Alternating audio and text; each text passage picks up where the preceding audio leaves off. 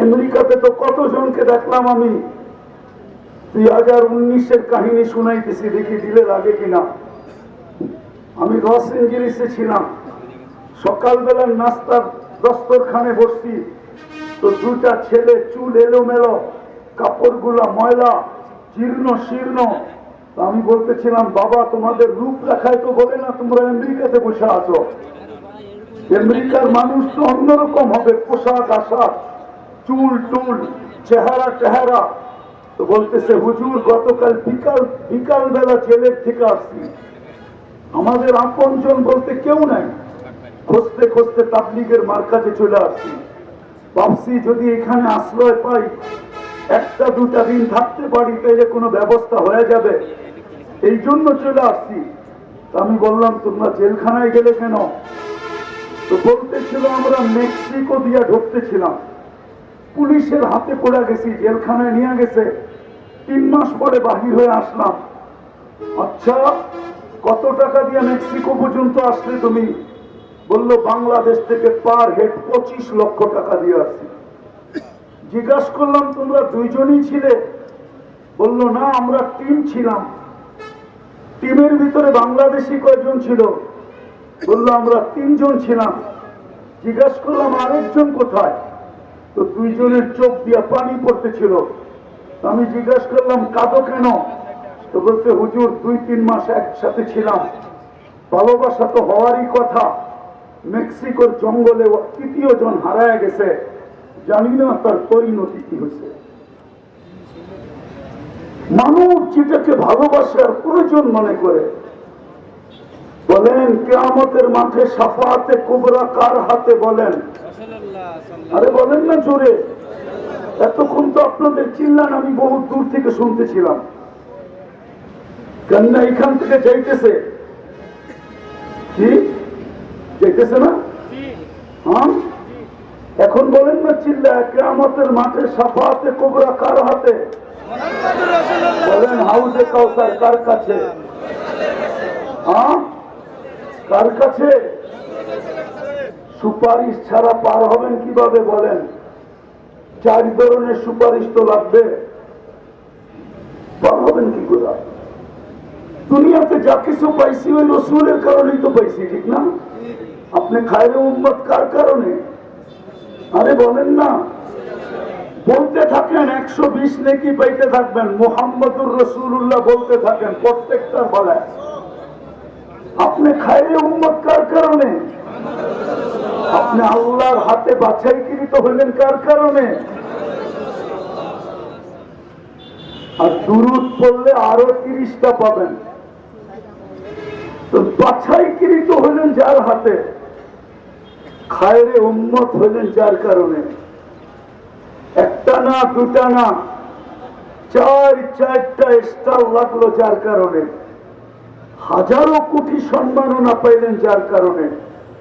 এক রাত্র 83 বছর পাইলেন কার কারণে? বলেন, আরে 83 বছর বোঝেন কি?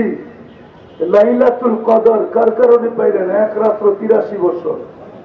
আমি তো বলি, এই বৃদ্ধ যদি 80 বছর বয়সের হয়, উনি যদি দুনিয়ার থেকে চলেও যায়, আল্লাহ যদি জিজ্ঞাসা করে কতদিন ছিলে, তো 80 বছর হিসাব দাও, তো বুক ফুলায় বলতে পারে, এক রাত্রেরটা দিয়া নেই, বাকিটা পরে দিব। এক রাত্রই তো 83 বছর ছিল, আমি ছিলাম 80 বছর। 80 থেকে 80 বাদ দিয়া দেন, কিচ্ছু দিতে হবে না। তারপরও তো 3 বছরের পাওনা আছি। আপনি আমাকে জিজ্ঞাসা করেন তো জিজ্ঞাসা করেন কি করে? চার্জ করেন তো চার্জ করেন কি করে? আমি তো উল্টা আপনার কাছে পাওনা, আপনি আমার কাছে পাবেন তো পাবেন কি? 83 বছর পাইলেন কার জন্য? আজকে ওই উম্মতের যুবকরা নেটে চুল কাটে, নেটে দেখা কি করে? বলেন, সব নেটে দেখা চুল কাটে। জিজ্ঞাসা করেন, 100 টাকার চুল 500 টাকা দিয়ে কাটে। রোজার ঈদের রাত্রে 1000 টাকা দিয়ে কাটে। সারা রাত্র নেটের ভিতরে চুল ডিজাইন চয়েস করে, তারপরে স্ক্রিনশট দেয়, তারপরে সেলুনে নিয়ে যায়। সেলুনওয়ালা চুলের ডিজাইন দেখে 1 গ্লাস পানিতে চুমুক দেয়, তারপরে একটা ঢুকিলা বলে 700 টাকা। ও বলে টাকার প্রশ্ন না, ডিজাইন চাই। যেই রসুলের জন্য এত কিছু পাইলেন, এত কিছু পাবেন, এই উম্মত তো কিয়ামতের মাঠে দাঁড়াবে না। এই উম্মত তো আল্লাহর পাশে স্টেজে দাঁড়াবে। কেননা এই উম্মতকে নির্বাচিত করছেন আল্লাহ নিজের জন্য। এই উম্মত তো আল্লাহর জন্য নির্বাচিত, নাইলে এই উম্মতে তো জমিনে আসার কথা ছিল না। আমি হয়তো বুঝাইতে পারবো না, যদি জমিনে আসার কোনো প্রয়োজন ছিল না। কেননা ভালোবাসার পাত্র খাটবে তো খাটবে কেন? আল্লাহর মতো সত্তার যদি ভালোবাসার পাত্র হয়, ও দুনিয়াতে এসে গান জড়াবে কেন? আমাদের আল্লাহ তো শুধু 99 পদের মালিক না। বহুত দিন পরে একটা হাদিস মনে উঠলো, দেখি বোঝে কিনা। আল্লাহ তো বলে, আমি ওই আল্লাহ জামা আউয়ালাকুম আখিরাকুম জিন্নাকুম ওয়া ইনসাকুম লাউ জামা আউয়ালাকুম আখিরাকুম জিন্নাকুম ওয়া ইনসাকুম ওয়া হাইয়াকুম ওয়া মাইয়িতাকুম ওয়া যাকারাকুম ওয়া উনসাকুম ওয়া ইয়াবিসাকুম ওয়া রুতাবাকুম ফি সাঈদিন ওয়াহিদিন ফাসআলু কুল্লা ওয়াহিদাতিন মিনহুম মাসআলা মা নাকাসা মিন খাজাইনি শাই কামা ইয়ানকুসুল বাহরু ইযা উদখিলাল মিকয়ালু ফি।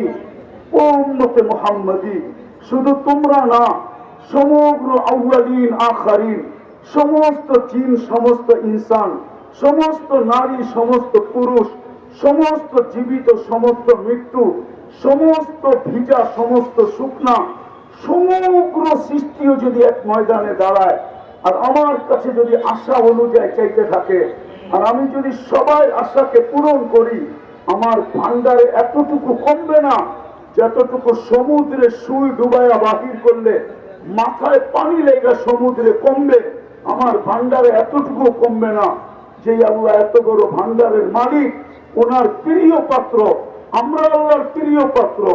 প্রিয় পাত্র যদি না হইতাম তো সমস্ত মানব জাতির ভিতর থেকে আমাদেরকে বাছাই করলেন, তো করলেন কেন? ওই প্রিয় পাত্র জমিনে এসে ক্লান্ত হবে কেন? কেন ক্লান্ত হবে? আরেকটা দলিল দিতেছি, আমাদের বয়স 60-70 বছরের বেশি দেন নাই, বোঝা গেল প্রিয় পাত্রকে বেশি খাটানো যায় না, বেশি খাটানো সমীচীন না। এই জন্য বয়স কম দিচ্ছেন যেন খাটতে কম হয়। তারপরও মনে হয় ভাবছেন বেশি দিয়ে দিলাম কিনা, খাটনি বেশি হয়ে গেল কিনা। এই জন্য প্রথম 15 বছর ডিসকাউন্ট করছেন, যে যতক্ষণ পর্যন্ত বালেগ না হবে, প্রাপ্তবয়স্ক না হবে, কলমের বিরুদ্ধে চলবে না, নিষ্পাপের খাতায় লিখে রাখো। 15 বছর বাদ তারপরও যা রইল, ভাবছেন এটাও বুঝি বেশি হয়ে গেছে, প্রিয় পাত্রকে বেশি খাটানো হয়ে যেতেছে কিনা। তারপরে আবার ঘোষণা দিচ্ছেন, যতক্ষণ তুমি ঘুমাবো, চাই সৌদি যুবরাজের মতো 27 বছর ঘুমাইতেছে। সৌদি এক যুবরাজ আছে, 27 বছর ধরে বর্তমানে ঘুমাইতেছে। কত বছর? বলো, তোলাবারা ফতোয়া দিতে পারবা? ওর বিরুদ্ধে কলম চলে। ও জীবিত, ও যদি ভালো হয়ে ওঠে তাহলে ওকে নামাজ কাজা করতে হবে? আরে বলো না কেন? কলম ওর থেকে উঠানো। আমরা যতক্ষণ ঘুমানো থাকি ততক্ষণ কলম আমাদের বিরুদ্ধে যায় না। মা চাইলে রইল কতটুকু? এটা কেন দিচ্ছেন? আল্লাহ আমাদেরকে নিজের জন্য নির্বাচিত করছেন। বলবেন কিভাবে? কোরআন বলে, সুহাদা আলান নাস, কিয়ামতের দিন তোমাদেরকে সাক্ষী হিসাবে দাঁড় করাবো। যেদিন বিচার কার্য করব, ওই দিন তোমরা আমার পক্ষে সাক্ষী দিবে। বিদায় আল্লাহ আমাদেরকে নিজের জন্য নির্বাচিত করছেন। কিন্তু কিয়ামতের দিন যখন আমরা সাক্ষী হিসাবে দাঁড়াবো, সমগ্র উম্মত বলবে, যদি দুনিয়াতে না পাঠাইতেন তাইলে বলতো এরা তো দুনিয়াই দেখে নাই, এরা সাক্ষী দেয় তো দেয় কি করে? এই জন্য আল্লাহ আমাদেরকে সামান্য সময়ের জন্য দুনিয়া একটু পাড়ায়া যাওয়ার জন্য পাঠাইছেন। পাড়ায়া, কালকে যদি কেউ প্রশ্ন উঠায় যে এরা দুনিয়া দেখছে কিনা, তো আল্লাহ যেন আমাদের পা উঠায় দেখায় দিতে পারে, এই যে দেখ পায়ে মাটি লাগানো আছে, এরা দুনিয়া পাড়ায় আসছে। যাদেরকে আল্লাহ নিজের জন্য নির্বাচিত করলেন। আমি শেষ জায়গায় চলে আসছি, আর লম্বা করতে চাইতেছি না। ওই জাতির আজকে অবস্থা দেখলে, তাহাফুজে খতমে নবুয়তের তো প্রয়োজনই হয়েছে এই জন্য, আমাদের জন্য। যদি আমরা নবীর আদর্শকে মানতাম, আর নবীর শান যদি জানতাম, আর নবীর প্রয়োজনীয়তা যদি আমরা জানতাম, আর যদি আমাদের ভিতরে প্রচার থাকতো, প্রসার থাকতো, একটা শুধু হইতেছে খতমে নবুয়ত। কিন্তু ঢাকা শহরে কয়টা হয় শানে রিসালাত? বলুক, আরে তোলা বড় বর্ণনা। বাংলাদেশে কয়টা শানে রিসালাত হয়? সবই তো ওয়াজ মাহফিল আর তাফসীর মাহফিল। জাতি তো শানে রিসালাত জানেই না, নবীর শান জানে না, নবীর সিরাত জানে না, নবীর ক্যারিয়ার জানে না, নবীর আদর্শ জানে না, নবীর প্রয়োজনীয়তা জানে না, নবীর কারণে কি পাইলাম এটা জানে না, নবীর কারণে কি পাবো এটা জানে না, নবীর প্রয়োজন কতটুকু রাখি এটাও জানে না। জাতি তো নবী সম্বন্ধে কিচ্ছুই জানে না। তাইলে প্রয়োজন হবে না তো, আগাছা জন্মাবে না তো জন্মাবে না কেন? আপনি ভাবছেন চিৎকার দিয়ে আইন নিয়ে আসবেন? যারা শুক্রবারে 500 বার দুরূদ পড়ে না, ওরা চিৎকার দিয়ে কি করে আইন আনবে? বুঝান আমাকে। যারা চুল কাটে নেটে দেখা, ওরা আইন আনবে কি করে? যারা 14 তারিখ পালন করে, ওরা নবীর শান বুঝবে কি করে? আপনি তো বুঝাইতে পারেন না নবীর শান। আমার যুবক তো 14 তারিখ উদযাপন করে, বাংলাদেশে এরকম উদযাপন করে আমি তো 14 তারিখ আমেরিকাতে দেখছি। ওরা তো শুধু ফুল দেয় না, হোটেলে নিয়ে খাওয়ায়, বাড়ির জন্য পার্সেল দেয়, পারে না কলিজাটা বাইর করে বুনা করে প্যাকেটে দিয়া দিতে, তারপরে বলতে যে তুই আমাকে যায়া লেখা পাঠাইস। আমি তো বাঁচবো না, কেননা কলিজা তো দিয়া দিছি, আমি তো মরে যাব। কিন্তু বন্ধুরা কমসে কম ফেসবুকে দেখবে তুই একটু লেখা পাঠাইস, I.U। জিজ্ঞেস করেন না, শুধু ফুল দেয়, ফুলও দেয়, হোটেলেও খাওয়ায়, পার্সেলও দেয়, কলিজা পর্যন্ত পুরা করে দিতে চায়। পারে না খালি সামাজিকতার কারণে, নাইলে প্রতিদিন বাংলাদেশ প্রশাসন শুধু ওদেরকে সামলাইতে পাগল হয়ে যেত। ওরা প্রত্যেক গলিতে মিছিল করতো, ছ্যাক খেয়েছে আমার ভাই অমুকের রক্ষা নাই। 90% ছ্যাক খাওয়া, পার্সেলও নিছে, ফুলও নিছে, খাইছে, তারপরে বাড়ির চেয়ে জুতা পাঠায় দিছে, জুতা। বাকি যেটা বাইচা গেছে ওইটারে ছলনার কাছে ফালাইয়া জবা করে পাঠায় দিছে। নাইলে প্রতিদিন পেপারে কেন আসে প্রেমিকের হাতে প্রেমিকার জান গেল, প্রেমিকার হাতে প্রেমিকের জান গেল, প্রেমিকের হাতে প্রেমিকার জান গেল, প্রেমিকার হাতে প্রেমিকের জান গেল? এই কথা পেপারে প্রতিদিন কেন আসবে? হ্যাঁ, কেন আসবে? বিদায় আজকে প্রয়োজনীয়তা বোঝা দরকার। যুবক, পায়ে হাত দিয়া বলি, এই মজমার পায়ে হাত দিয়া কসম খোদা, একটা আয়াত দিয়ে শেষ করতেছি। রওজায়ে আতহারের উপর একটা আয়াত লেখা আছে, ওয়ালাউ আন্নাহুম ইয যালামু আনফুসাহুম। আপনার উম্মত যখনই গুনাহ করবে, আর যখনই গুনার পরে কোন পর্বে লজ্জিত হবে, সুম্মা জাউকা, আর আপনার কাছে আসবে, আস্তাগফিরুল্লাহ, আমার কাছে মাপ চাবে। বন্ধু, আমি ওর দিকে তাকাবো না, গুনাহ কি করলো এটার দিকে তাকাবো না। কোরআন আমাকে বলে ওয়াস্তাগফারা লাহুর রাসূল, আমি তো বন্ধু আপনার দিকে তাকাবো। আপনি যদি পক্ষে হন তো মাফ করে দিব, আর আপনি যদি পক্ষে না হন তো মাফ করবো না। না না না না। বিদায় শেষ কথা, যদি এই জীবনটাকে আল্লাহর কাছে গ্রহণযোগ্যতা পর্যন্ত পৌঁছাইতে চাই, তাহলে মুহাম্মদুর রাসূলুল্লাহ ছাড়া এই জীবনটা আল্লাহর কাছে গ্রহণযোগ্যতা পর্যন্ত পৌঁছবে না।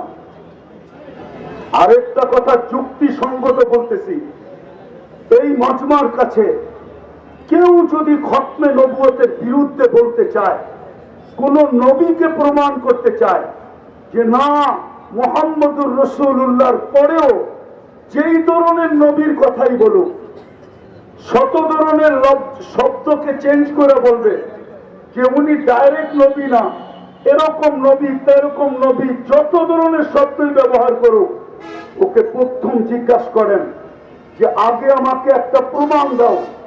ইদ আখাযাল্লাহু মিসাকান নাবিয়্যিন, যখন আল্লাহ নবীদের প্রতিশ্রুতি নিছিলেন, নবীদের সেমিনার করছিলেন আরশের নিচে, যেখানে শ্রোতা ছিল সমস্ত নবী, শ্রোতা ছিল সমস্ত নবী, বক্তা ছিলেন আল্লাহ।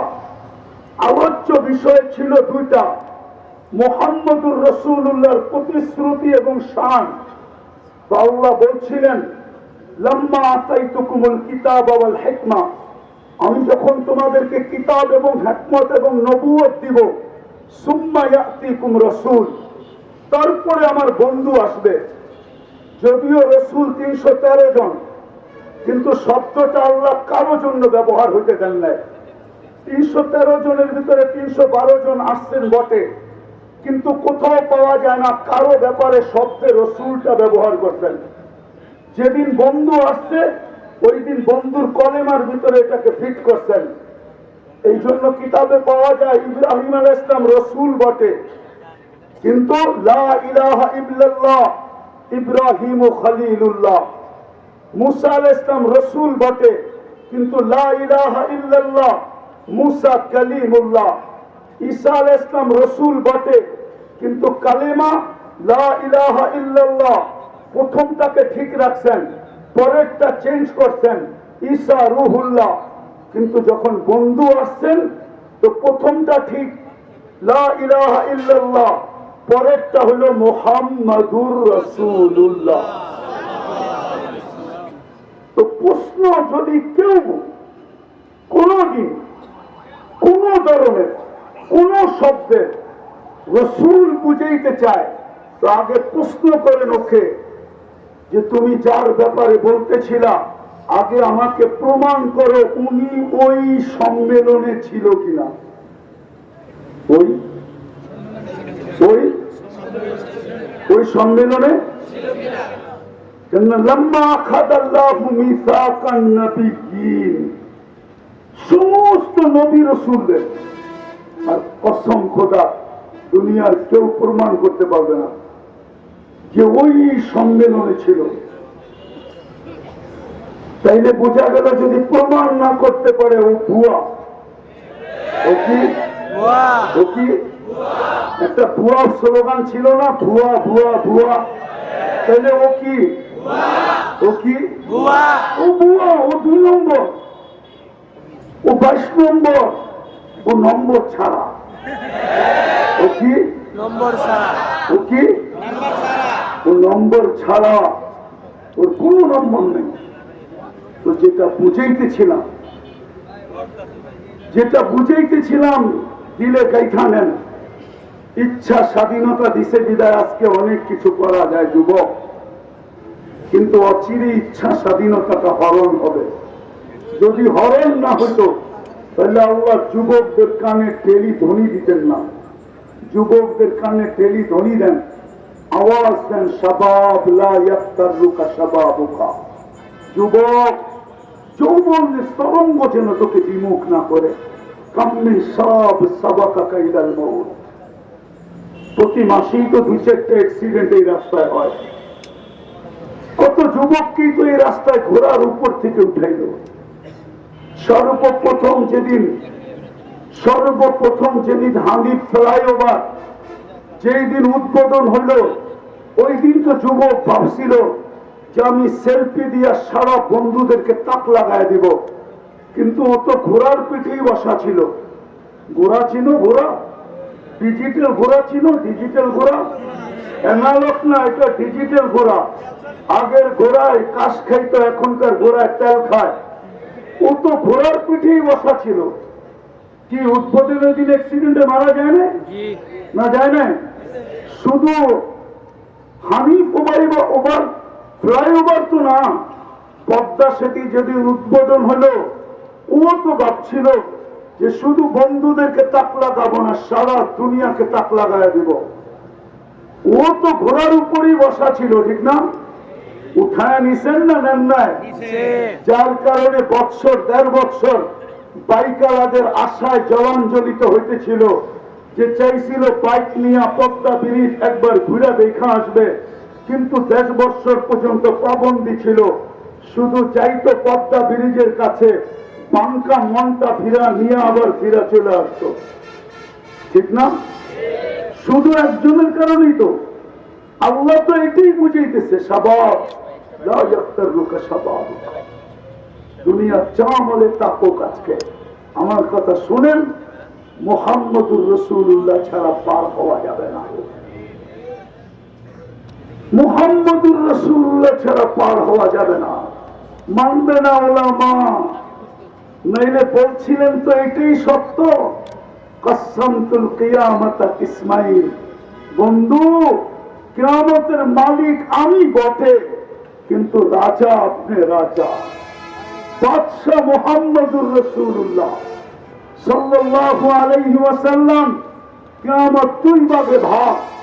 আনতা তাকুলু উম্মতি আনা আকুলু রাহমাতি, আনতা তাকুলু উম্মতি আনা আকুলু সালতুতা, আনতা তাকুলু উম্মতি আনা আকুলু শাফি তুশাফা, আনতা তাকুলু উম্মতি আনা আকুলু লা ইউখসিকা ফি উম্মতি, আনতা তাকুলু উম্মতি আনা আকুলু সাওফা ইউতিকা রাব্বুকা ফাতারদা। কিয়ামতের মাঠ মুহাম্মদুর রাসূলুল্লাহ, মুহাম্মদুর রাসূলুল্লাহ কিয়ামতের মাঠ। যুবক, তোমাদের পায়ে ধরে ফিরে আসো। নবীর একটা আদর্শ হলো নিজের জীবনের সঙ্গী বানাও, নাইলে তারাও তোমরা দাঁড়ানো ব্যতীত হবে না। হুজুরদের চিৎকার কারো কানে যায় না, যদি যাইতো তাহলে অনেক চিৎকার হয়েছিল। কিন্তু আলহামদুলিল্লাহ সুম্মা আলহামদুলিল্লাহ, যদিও নাকি আমি স্বাধীনতার দিন ছিলাম না, আমি জুলাই 18 তারিখে চলে গেছি দেশ থেকে। আমার ইংল্যান্ডের সফর ছিল। 5 তারিখ ফজরের আগে, সুবে সাদেকের আগে আমার ফ্লাইট ছিল ক্যানাডা। আমি যখন ক্যানাডা এয়ারপোর্টে নামছি টরন্টোতে, তো সাথীদেরকে দেখতেছিলাম একটু বেশি মাত্রায় উৎফুল্ল। জিজ্ঞাসা করতেছিলাম, তোমরা এত খুশি কেন? তো বলছে, হবে না কেন, দেশ তো স্বাধীন হয়ে গেল। আপনি তো আকাশে উঠতেছিলেন, খবর আপনার কাছে তো নাই, আমাদের কাছে খবর আছে। গাড়িতে বসায় একটার পর একটা দেখাইতেছিল।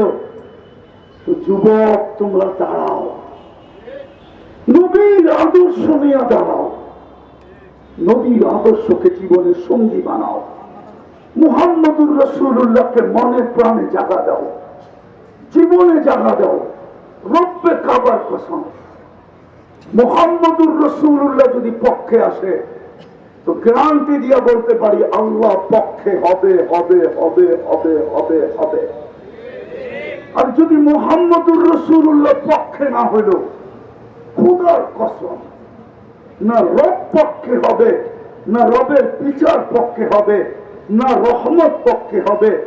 রহিমাত দুনিয়া ওয়াল আখিরা হওয়া সত্ত্বেও পক্ষে হবে না। এই জন্য পায়ে হাত দিয়া বলি, বলা অনেক হয়ে গেছে। ওলামায়ে কেরাম বলছেন, কালকেও বলবে, আমি তোমাদের পায়ে হাত দিয়া বলবো। তুমি নবীর জীবনী রিচার্জ করো, সারা রাত্র আনলিমিটেড তোমরা চালাও, ফেসবুক চালাও, ইন্টারনেট চালাও, আনলিমিটেড চালাও ওয়াইফাই দিয়া, অথবা বন্ধুর থেকে পাসওয়ার্ড নিয়া, অথবা বন্ধুর থেকে হটস্পট নিয়া সারা রাত্র চালাও। তোমাদের পায়ে হাত দিয়া বলি, মুহাম্মদুর রাসূলুল্লাহ জীবনী অ্যানালাইসিস করো, পড়ো, শিখো, আদর্শ শিখো। দিছিলেন তো, সুযোগ তো দিছিলেন।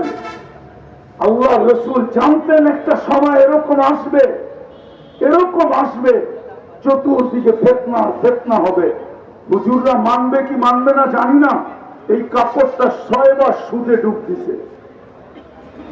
কয়বার কয়বার না হুজুররা মানবেন, আমি গণাইতেছি যে তুলা চাষ করছে কৃষক, সে কৃষি লোন নিয়ে তুলা চাষ করছে, সুদ নিয়ে তুলা চাষ করতেছে, সুদ নিয়ে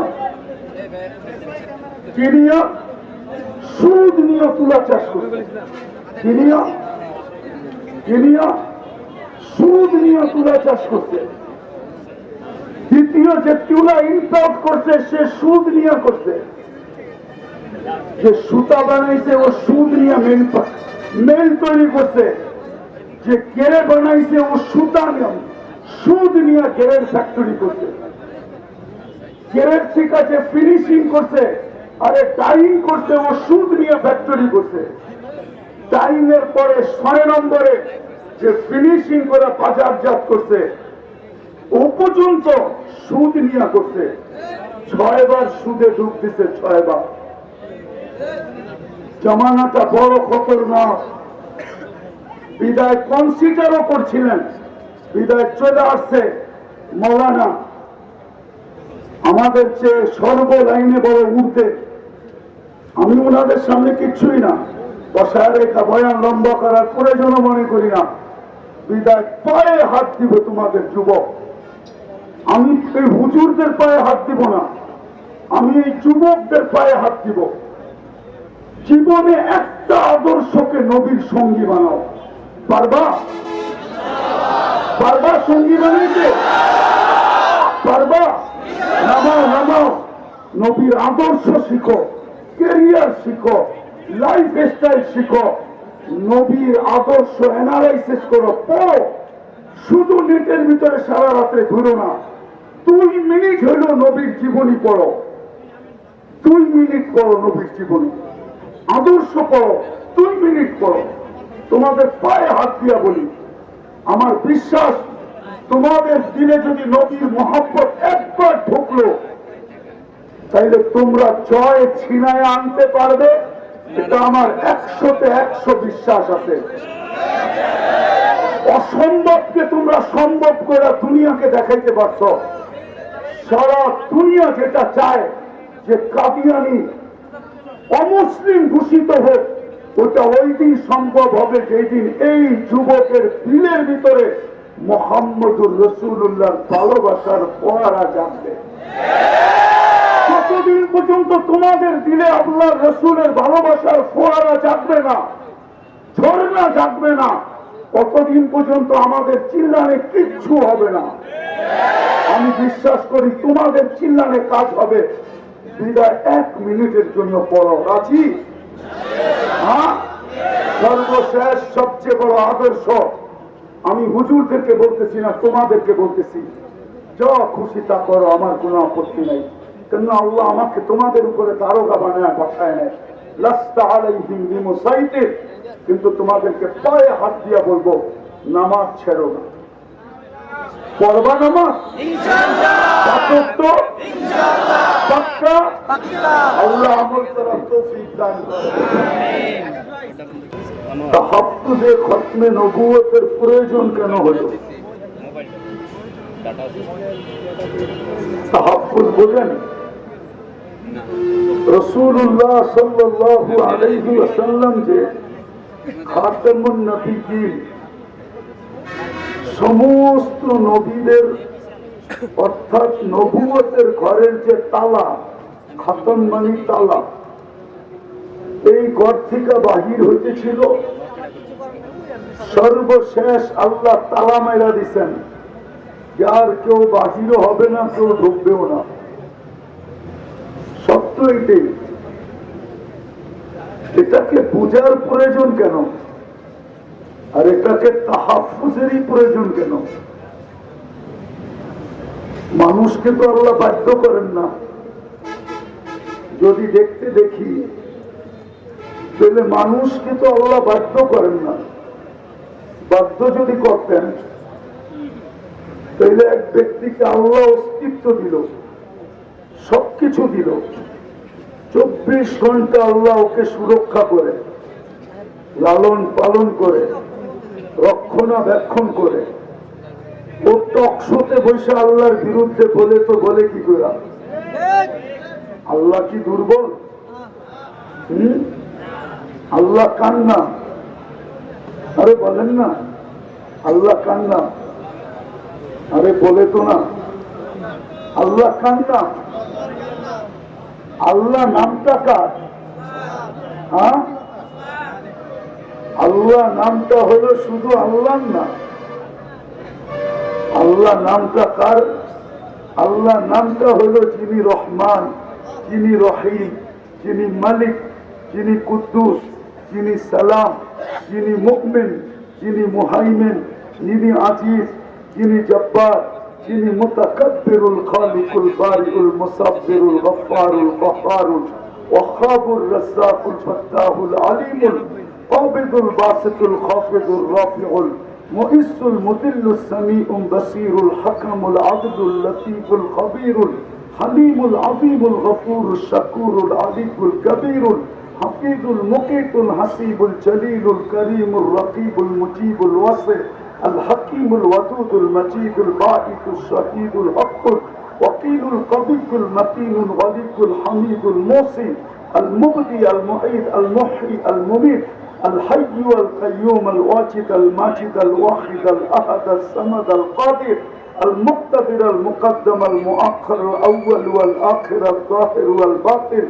الوالي المتوالي البر التواب المنتقم العفو الرؤوف مالك الملك ذا الجلال والإكرام المقسط والجامع والغني والمغني المانع الضار النافع النور الهادي البديع والباقي الوارث والرشيد الصبور جل جلاله 99 পদের মালিকের নাম হলো আল্লাহ।